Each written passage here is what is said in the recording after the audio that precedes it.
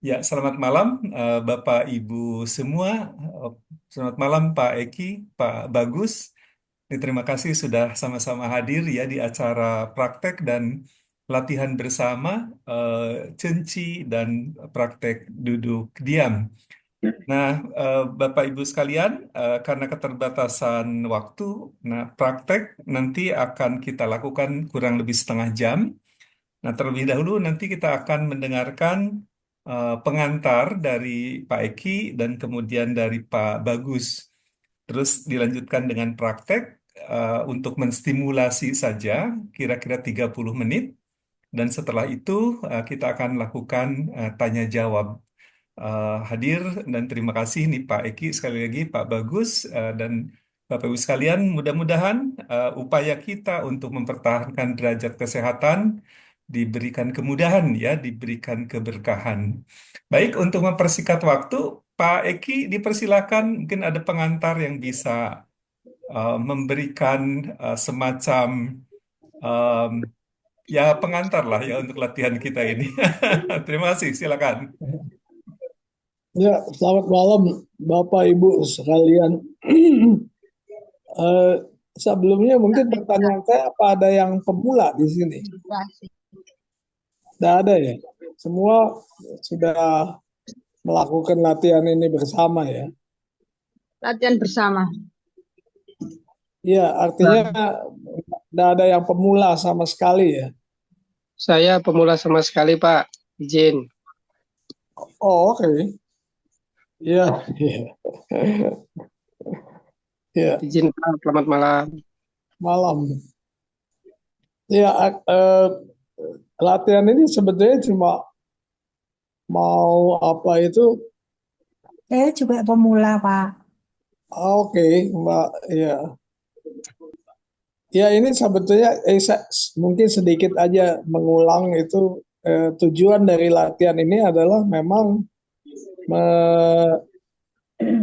menyatukan meridian yin yang ini sampai ke apa itu sampai ke bawah sini dengan meridian yang dari bawah itu naik dari belakang itu mulai dari pinggang ke punggung sampai ke tengkuk ke kepala itu. Jadi sebetulnya ide dasarnya adalah menyambung meridian yin dan yang ini yang putus pada waktu lahir itulah kira-kira teorinya begitu. Lah sekarang kita sambung supaya memang terdapat kelancaran di dalam aliran daripada qi. Nah, qi ini kita ngerti ini sebagai energi yang murni itu yang menentukan kita itu sehat apa sakit begitu. Nah, kalau qi-nya ini bisa mengalir dengan lancar di kedua meridian ini, di meridian-meridian yang jumlahnya itu ribuan, puluhan ribu, malah mungkin lebih lagi. Nah, dengan sendirinya kalau tidak adanya hambatan, tidak adanya sumbatan, ya itulah yang menyebabkan memang kita tidak akan kekurangan qi. Dan itu yang menyebabkan kita sehat. Jadi sakit itu sebetulnya cuma karena adanya sumbatan, hambatan, kekurangan dari qi. Itu aja. Jadi sebetulnya sangat simpel. Nah, latihan ini yang dimulai dari memang uh, membuka apa itu meridian-meridian yin dan yang menyatukan itu kembali yang akan membuat memang qi itu bisa mengalir dengan lancar dan dengan apa sempurna gitu sehingga ya kesehatan kita terjaga ya sebetulnya cuma itu aja jadi mungkin dengan nanti Pak Bagus bisa lebih soal teknisnya kita bisa berlatih bersama dan kemudian setelah itu juga yang kita akan apa bersama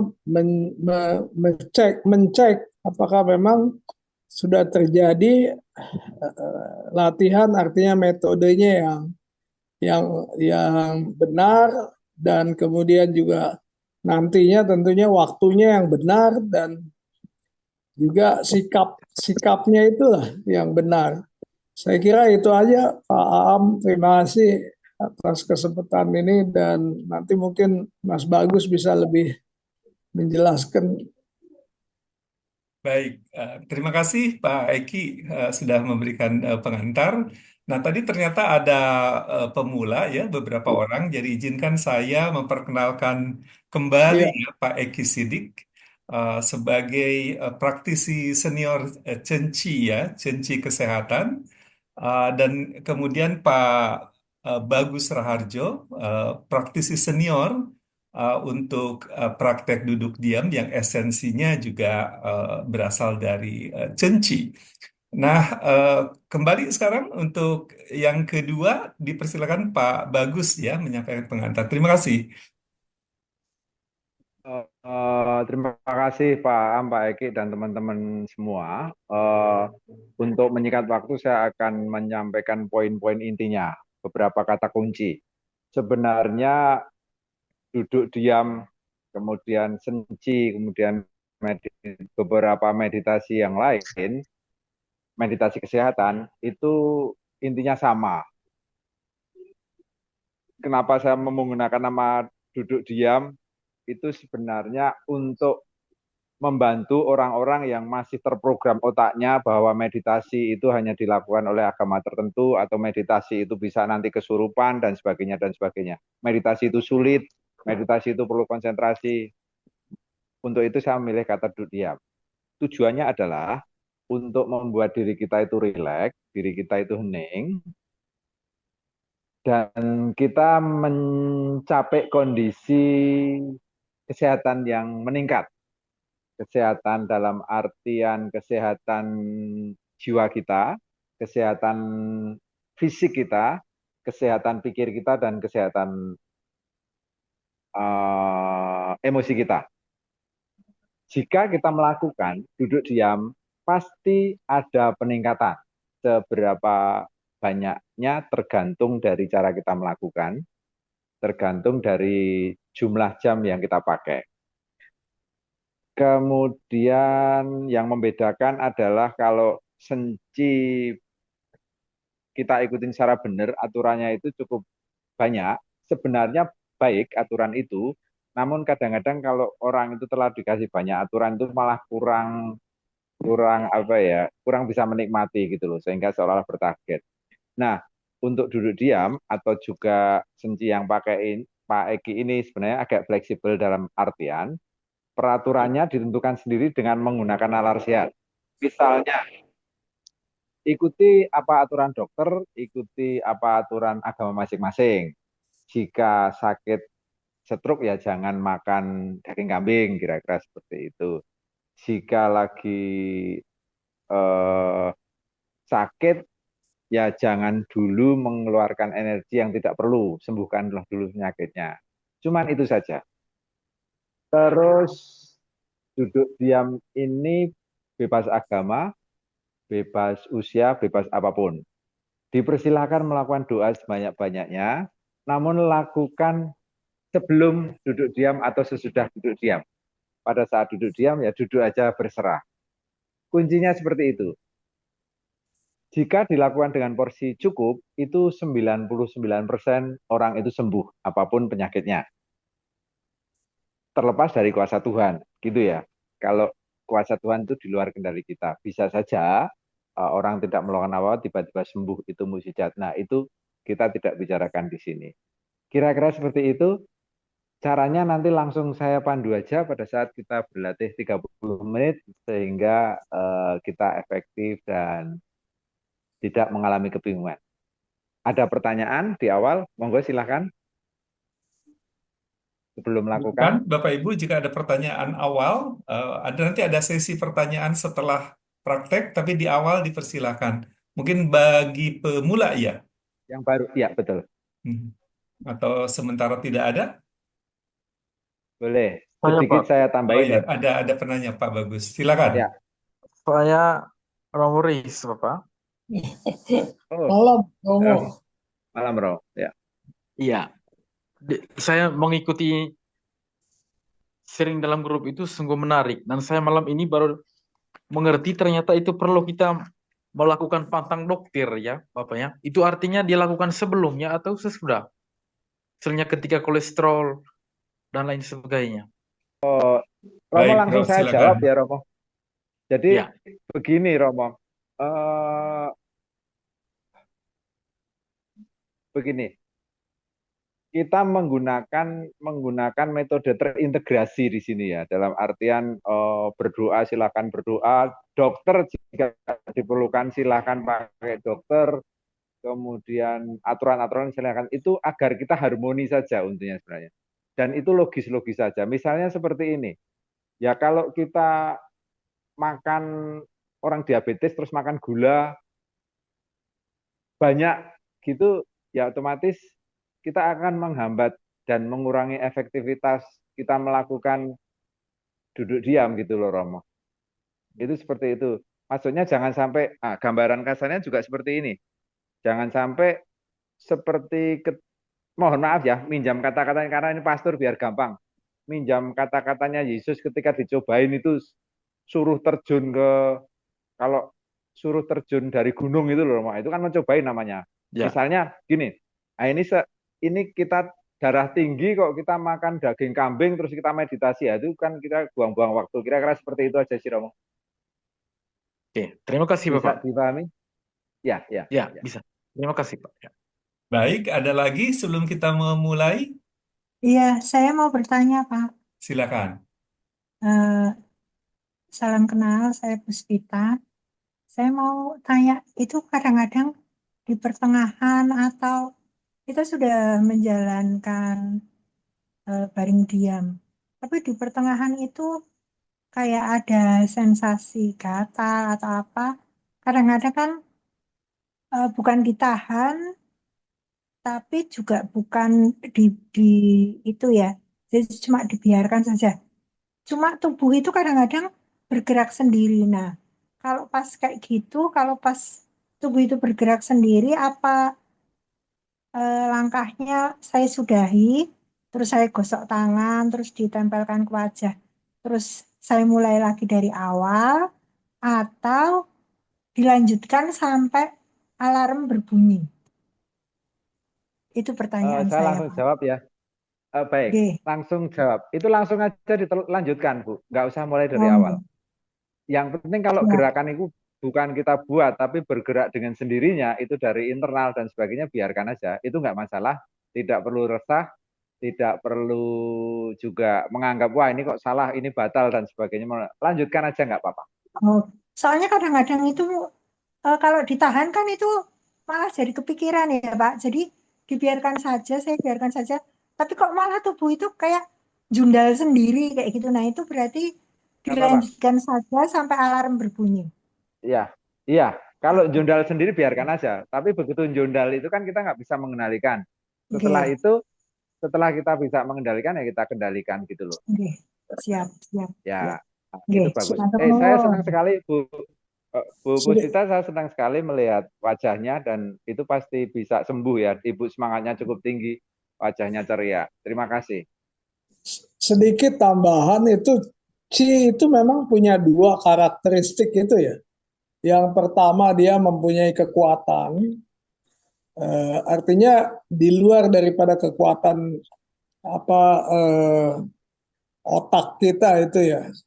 Dan yang kedua itu dia punya karakteristik kecerdasan. Jadi dia punya kecerdasan sendiri. Artinya bahwa dia akan misalnya tidak usah diarahkan, itu Qi akan pergi ke tempat yang dibutuhkan oleh tubuh, misalnya itu. Nah, kemudian dalam hubungan gerakan-gerakan itu memang ya kita bisa lihat bahwa memang itu sejauh, karena memang ada gerakan-gerakan yang merupakan apa itu reaksi daripada Qi-nya sendiri. Artinya bahwa Qi itu meluruskan atau malah membengkokkan atau membuat gerakan-gerakan yang sebetulnya tidak terlalu masuk akal. bisa sampai segitunya gitu. Tapi ya itu cuma dilihat saja. Jadi nggak usah memang sampai jadi heboh atau diikuti sampai apa misalnya, kecuali memang udah kebangetan ya mau nggak mau gitu. Itu kan semua karena biasanya kan dari pikiran ya. Jadi pikiran kita itu selama tersadarkan, ada kesadaran yang bisa mengendalikan itu, ya kita cuma lihat aja bahwa adanya reaksi itu sangat normal. Itu saja. Ya, terima kasih. Baik. Terima kasih, Pak. Ya, terima kasih. Eh, Dipersilakan Pak Bagus. Untuk memulai, saya kira ya, nanti tanya jawab lanjut setelah latihan 30 menit. Baik, terima kasih teman-teman. Eh, Silakan mengambil posisi duduk rileks,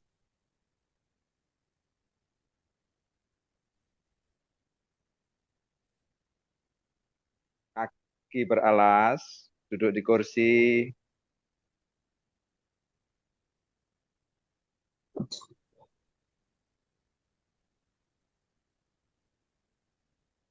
punggung ditegakkan,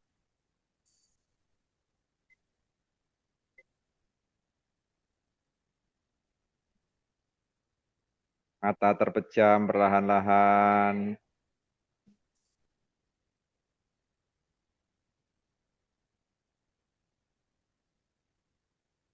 lidah ditekuk ke belakang, ujung lidah menempel di langit-langit.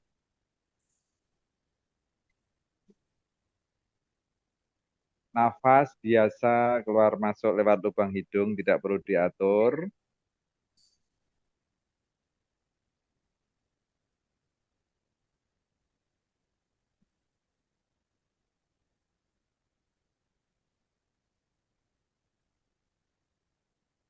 Ketika nafas terhembus, kita memperhatikan ulu hati untuk yang pemula. Untuk yang sudah terbiasa, ketika nafas terhembus, memperhatikan perut bagian bawah.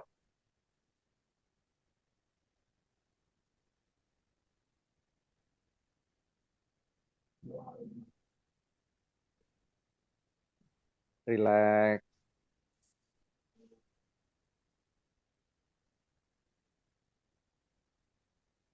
Jika ada pikiran ke sana kemari, biarkan saja, tidak perlu ditolak, tidak perlu diikuti. Ketika nafas terhembus, perhatikan bulu hati atau perut bagian bawah.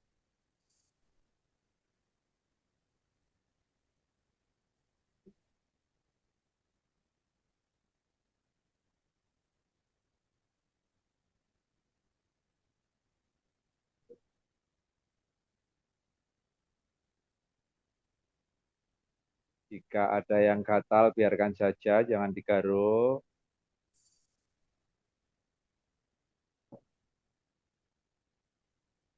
Jika ada yang pegal, biarkan saja, terima saja.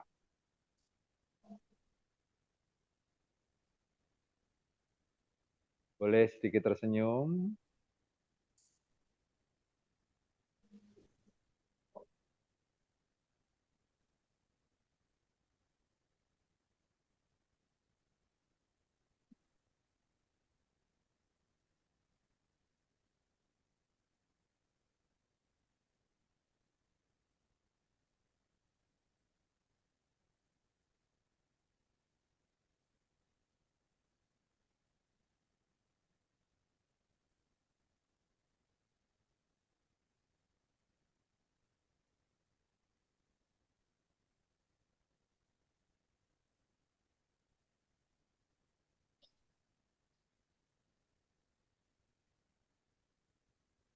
Santai, rileks.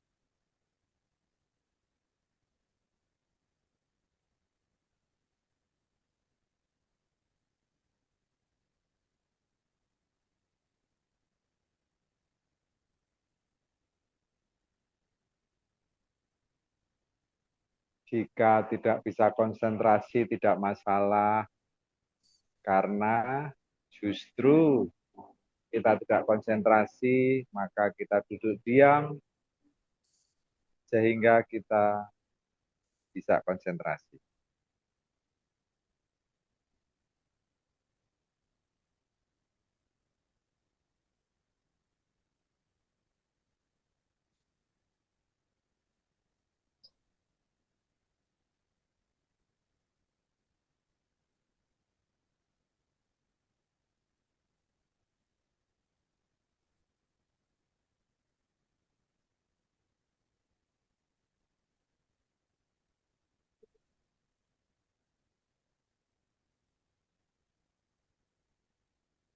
Santai, rileks.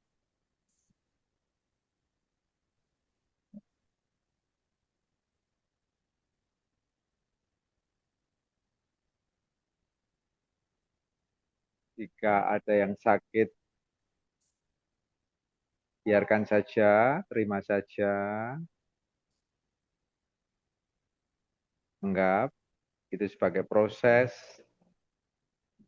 sedang dilakukan perbaikan oleh energi murni.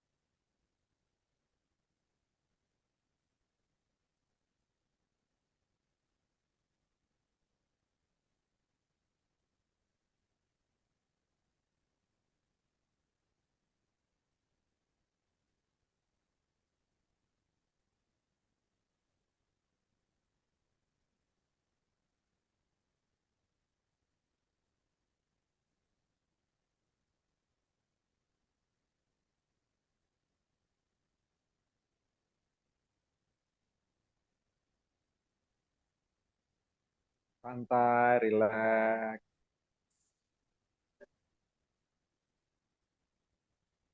Ketika nafas terhembus, kita memperhatikan perut bagian bawah.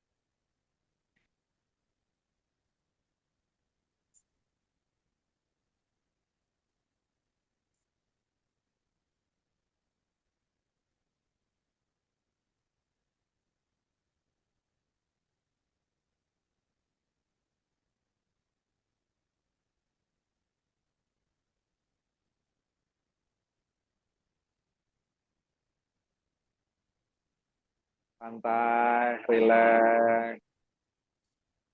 Saat nafas terembus, perhatikan perut bagian bawah.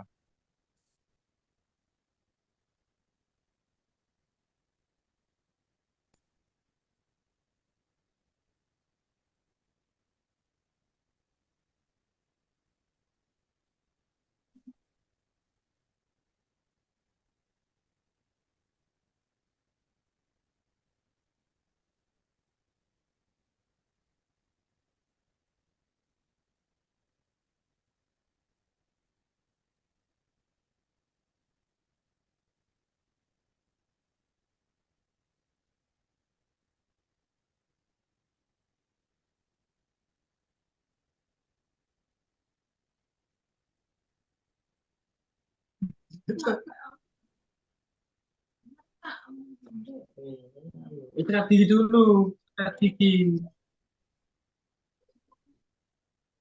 Santai, rileks.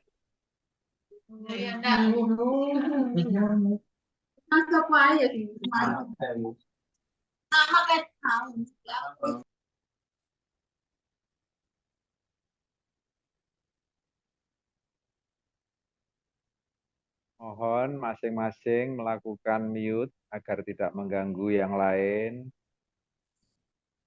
Santai, rileks. Saat napas terembus, perhatikan perut bagian bawah atau ulu hati.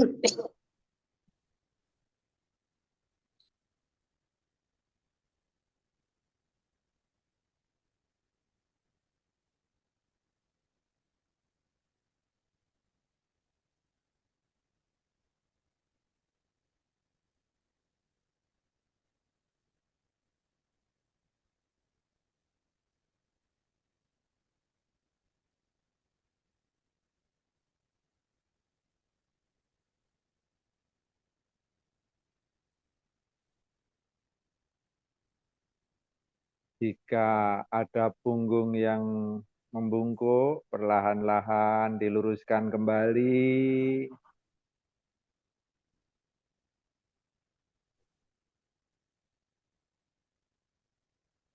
Jika ada kepala yang membungkuk, perlahan-lahan diluruskan kembali.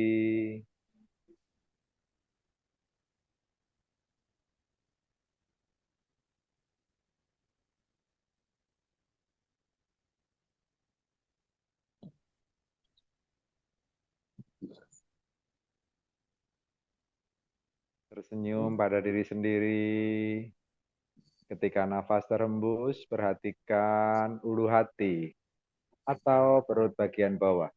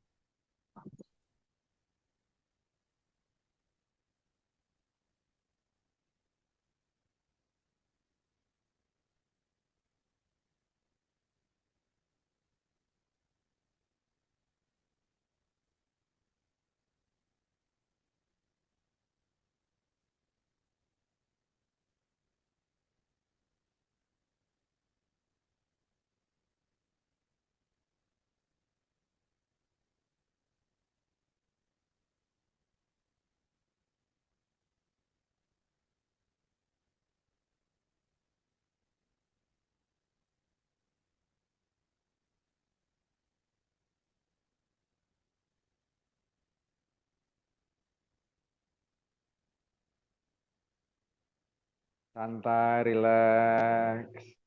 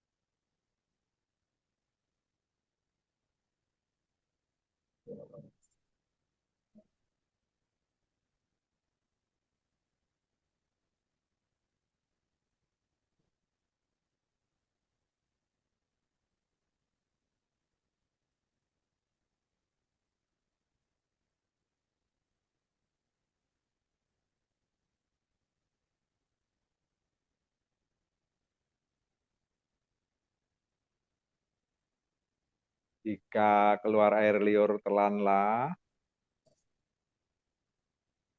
Jika lidah terjatuh, kembalikan dengan lembut, ujung lidah menempel di langit-langit, lidah diteguk ke belakang.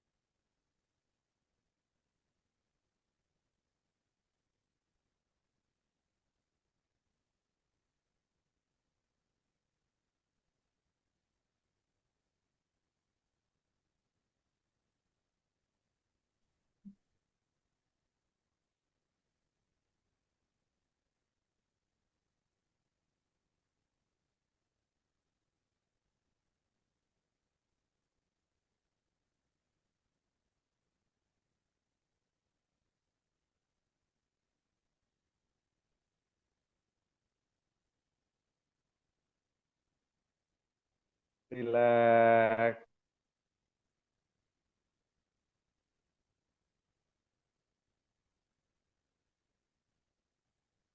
Nafas keluar masuk lewat lubang hidung, tidak perlu diatur. Ketika nafas terhembus, perhatikan ulu hati atau perut bagian bawah.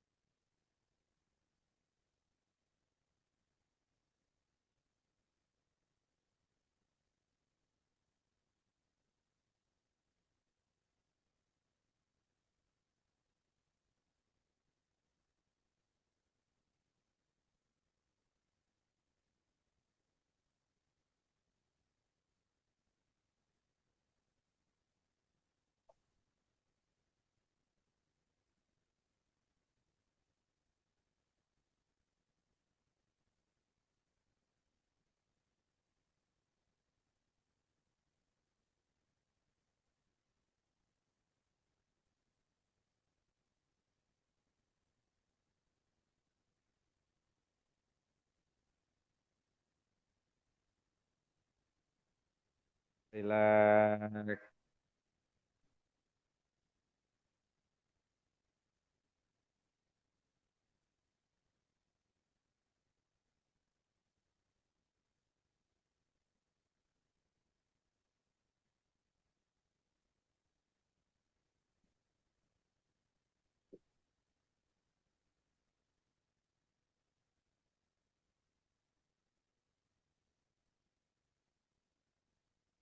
Ketika nafas terembus, perhatikan perut bagian bawah atau ulu hati untuk pemula.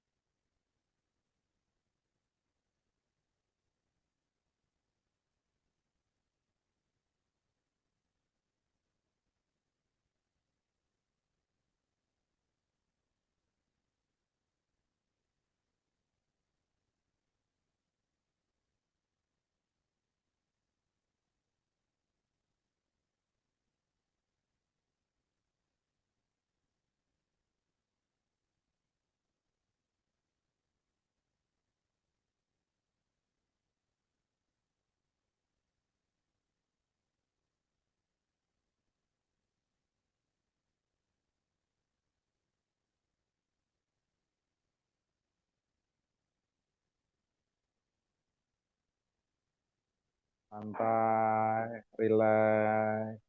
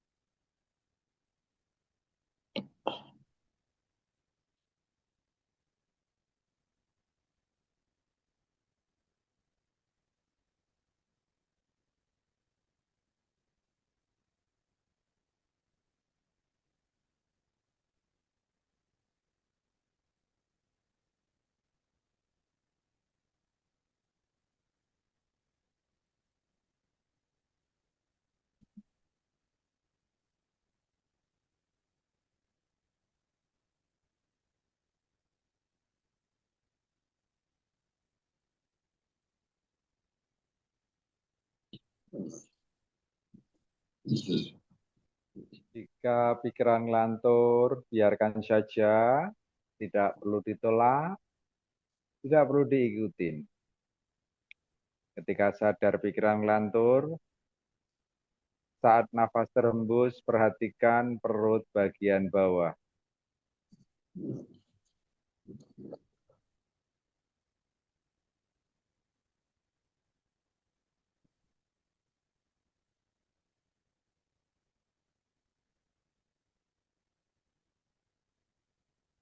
Jika punggung membungkuk, perlahan-lahan diluruskan kembali.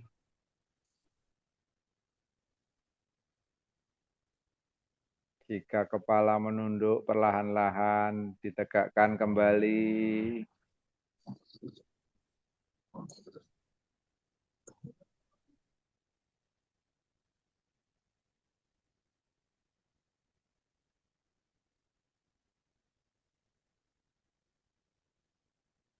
Santai, rileks.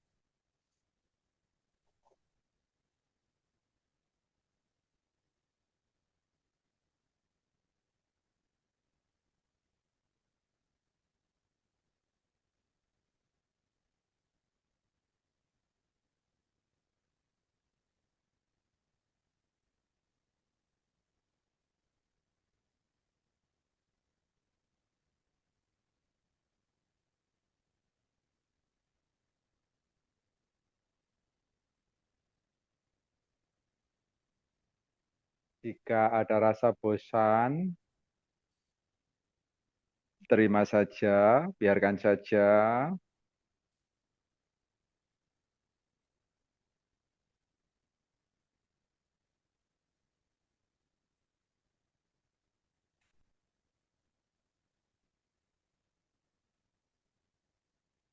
Jika ada rasa kesal,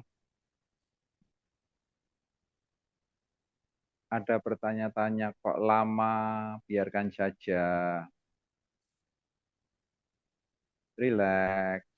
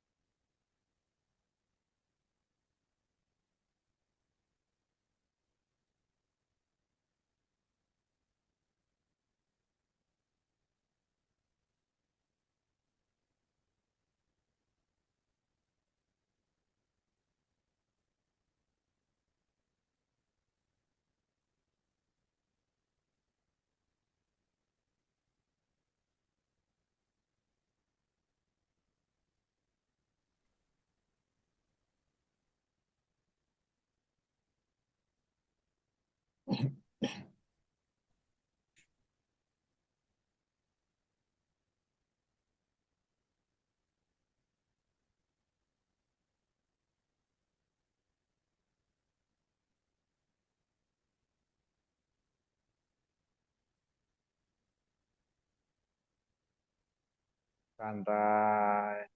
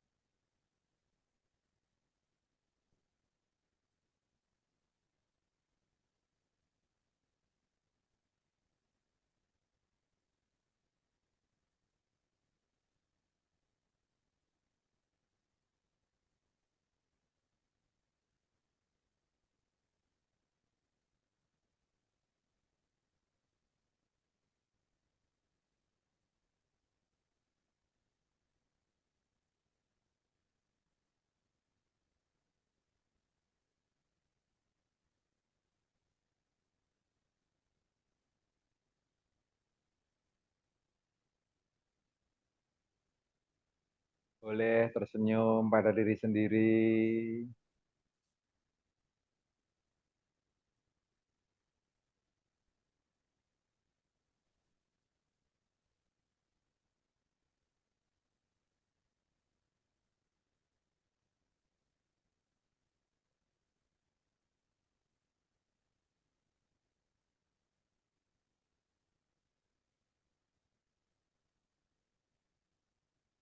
Boleh menyapa pada bagian yang sakit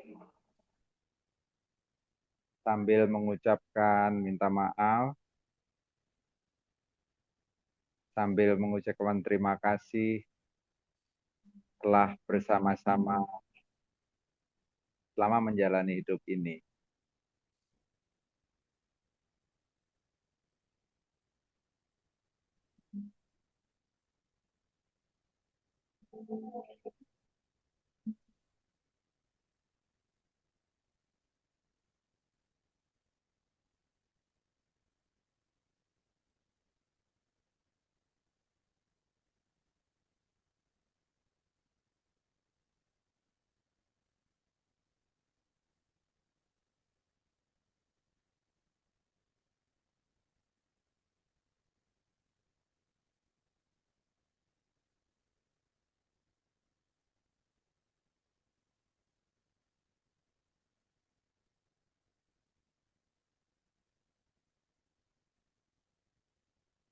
Teman-teman, kita telah melakukan praktek selama 30 menit. Silahkan tangkupkan kedua tangan, digosok-gosokkan kedua telapak tangan, perlahan-lahan.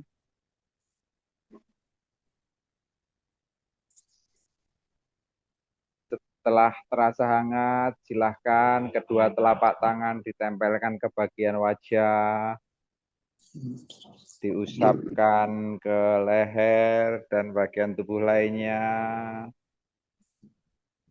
Perlahan-lahan, tangkupkan kedua tangan di depan dada, sedikit menunduk dan ucapkan terima kasih.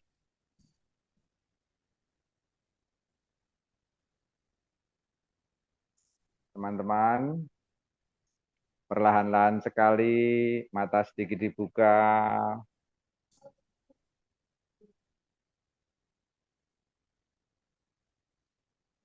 Amati sekeliling sejenak.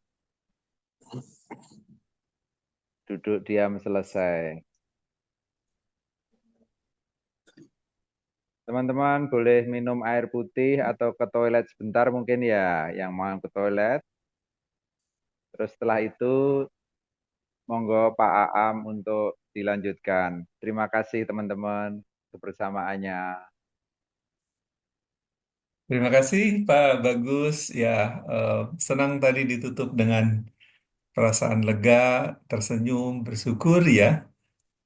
Nah, Bapak, Ibu, eh, teman-teman semua, kita menginjak ke sesi terakhir. Jika ada hal yang ingin ditanyakan ataupun disampaikan, silakan Pak Bagus, Pak Eki, ya dengan senang hati nanti akan merespons, memberikan jawaban. Dipersilakan, terima kasih. Terima kasih. Selamat malam Pak Bagus, Pak Eki. Malam. Perkenalkan, saya dari Kalimantan Tengah, Suhar Kuncoro. Ini kali pertama saya mengikuti Zoom bersama. Saya tadi merasakan banyak sensasi-sensasi. Pertama, rasa ulu hati penuh. Kayak ada yang mendorong ke atas dari perut. Terus saya rasa juga kepala bagian atas saya seperti berdenyut, berputar. Baru keluar keringat lah intinya. Saya mau tanyakan begini Pak, saya pemula. Ketika saya memperhatikan antara hulu hati dan bawah perut itu, apakah ada kriteria-kriteria kapan waktunya? Maksud saya, apakah saya memperhatikan ulu hati dulu?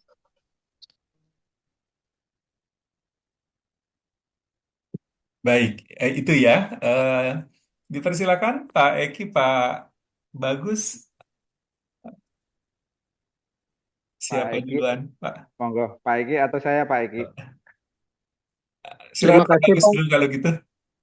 Terima Hah? kasih, Pak. Ya, Soalnya sinyal saya juga agak kurang bagus. ya, Oh, baik, terima kasih. kalau gitu gini, oke, saya jawab. Pak, terima kasih.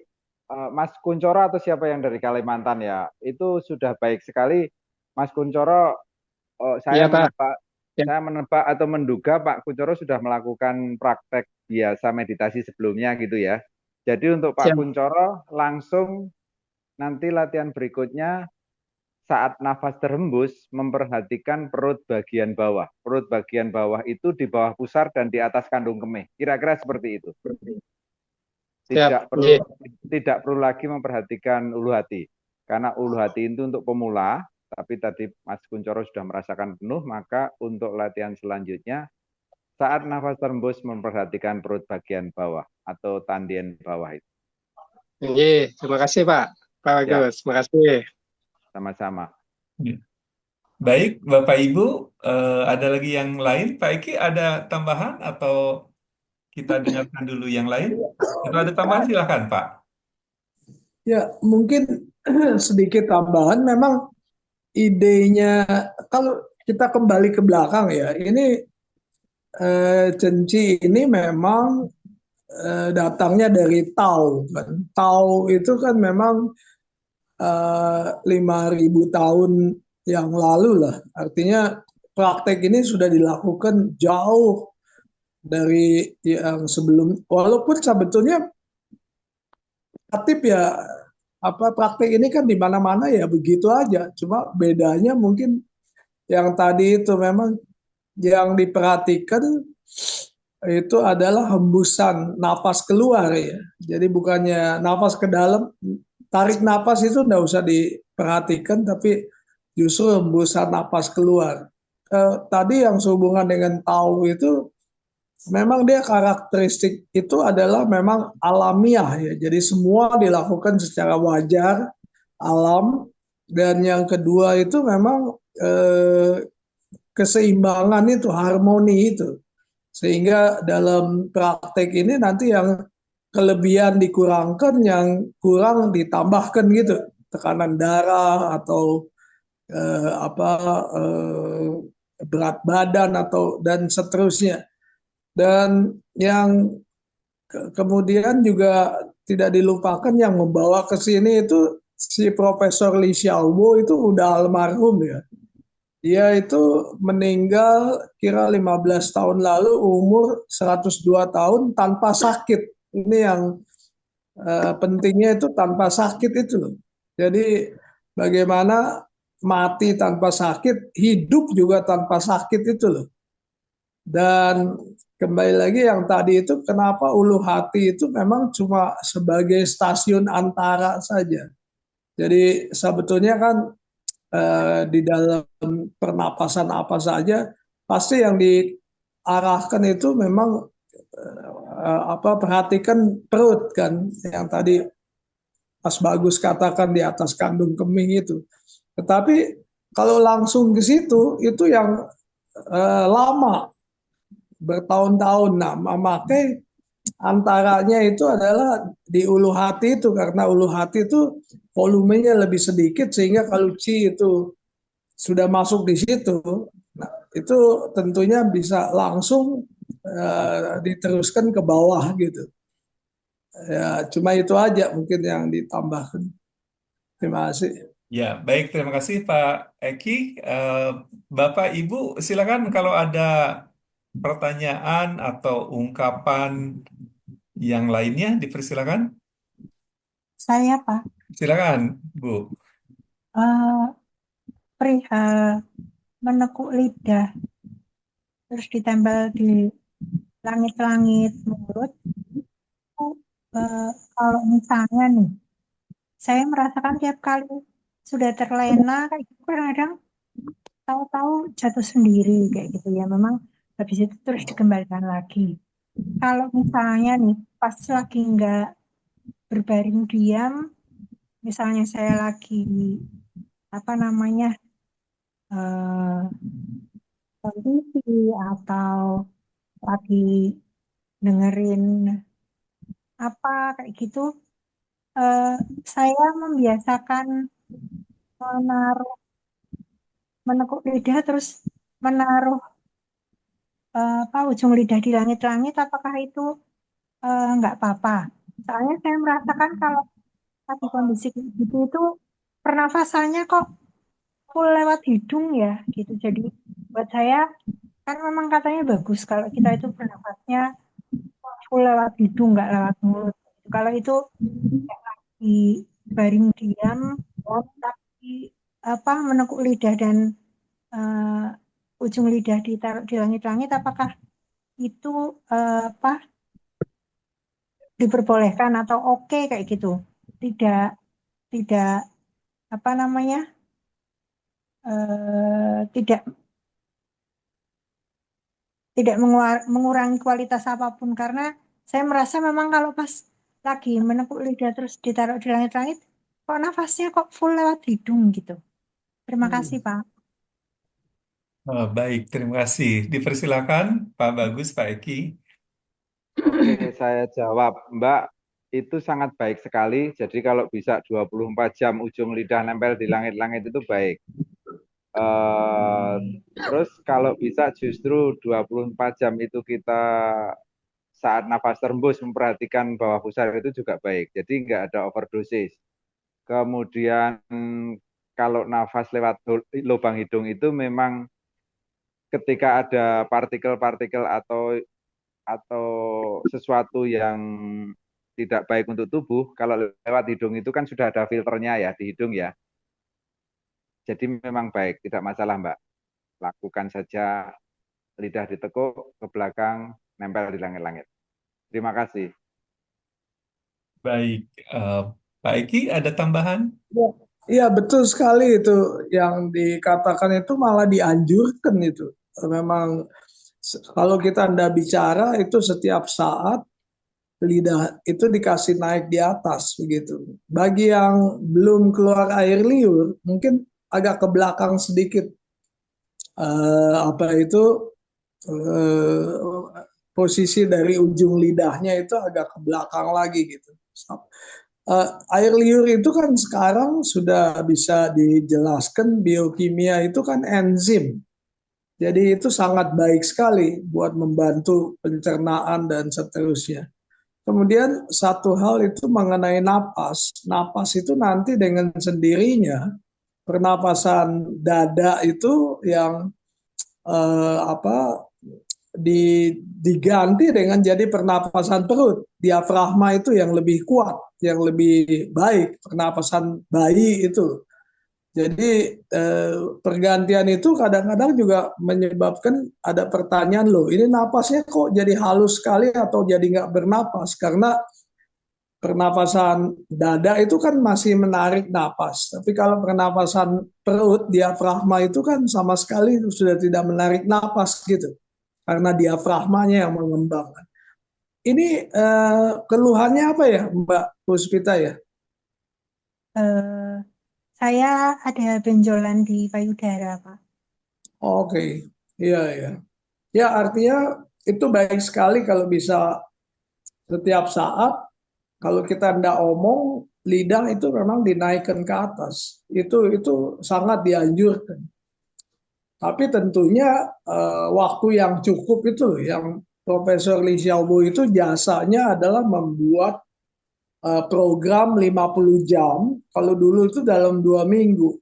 Jadi kira 4 jam satu hari dilakukan dalam 2 minggu itu menurut statistik itu 95% pasti nyambung istilahnya tumpuan itu loh.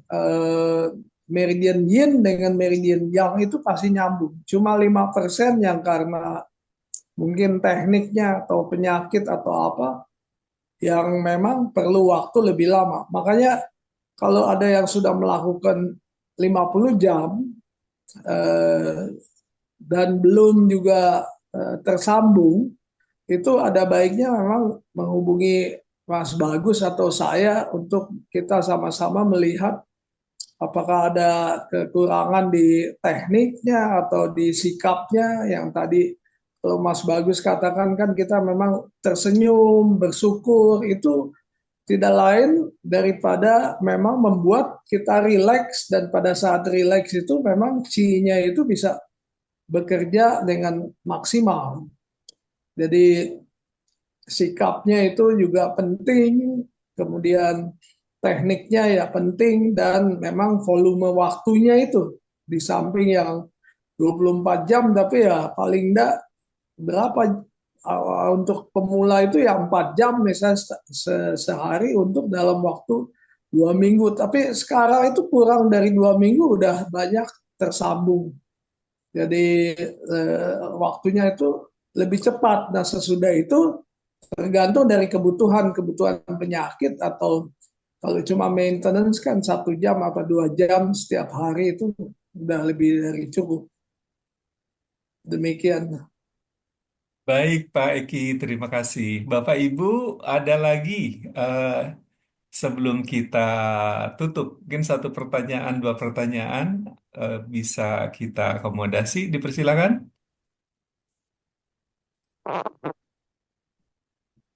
Saya Pak, terima Silakan, Prof. terima kasih Bapak Eki dan Bapak Bagus dan juga Bapak moderator. Saya cukup berterima kasih atas kesempatan malam hari ini di mana kita bisa berbagi cerita. Menarik sekali apa yang dikatakan oleh Bapak Eki itu ketika kita menekuk lidah ke atas itu terjadi perubahan. Memang saya rasakan betul itu. Di mana selama ini sariawan itu yang saya alami itu dia berhenti total dan tidak terjadi lagi pada saya, dan juga itu asam lambung. Namun ada satu hal yang saya mau tanyakan Bapak, tadi dikatakan bahwa Qi itu mengalir bebas ke seluruh tubuh dan dia tanpa diarahkan. Karena itu pertanyaan saya, apakah kita cukup memperhatikan satu saja atau kita perlu memperhatikan dua? Apakah memperhatikan ulu hati atau memperhatikan perut? Apakah kita bisa pilih, Bapak? Terima kasih. Baik, terima kasih, Prof. Reis. Silakan, Pak Eki. Ya, itu tadi yang dikatakan Mas Bagus juga, pertama ulu hati itu kan cuma untuk target antara gitu ya. Karena Qi itu memang berjalan di meridian. Jadi dia dengan sendirinya dari meridian di atas ini turun ke meridian di tengah ini dan sampai kepada meridian yang di bawah. Jadi kalau seperti tadi yang Mas Kuncoro itu dia merasakan di ulu hatinya ada beberapa rasa gitu ya.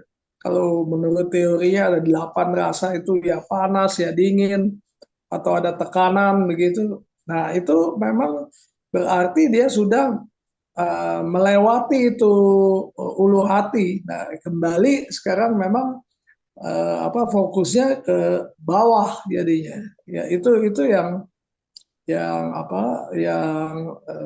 terjadi secara otomatis sebetulnya. Jadi meridian itu memang dari atas turun ke bawah sampai ke dubur, dan dia akan naik lagi dari meridian yang ke atas lagi sampai berputar itu. Nah, Qi itu memang mengalir di meridian, dia tidak di mana-mana.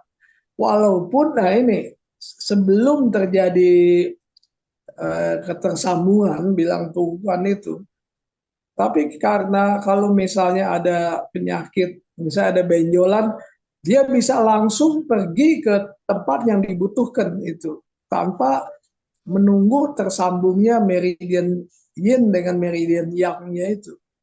Jadi karena dia punya intelijensia sendiri, dia tahu di mana ada kebutuhan, malah sudah pergi ke situ, dan biasanya reaksinya malah memberikan reaksi sakit gitu. Nah itu reaksi yang normal, artinya bahwa memang terjadi penyembuhan.